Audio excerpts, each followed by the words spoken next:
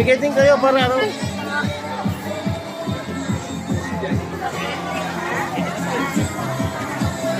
Yung mga, mag-ready na po yung mga 9 and 10 years old.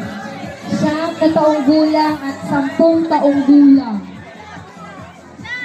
9 and 10 years old. Pumila po ng straight.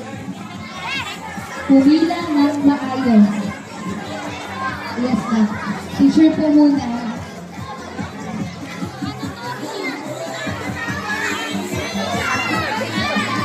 Okay, hawakan po na ilagay sa harap niya. Very good. Ang gaganda.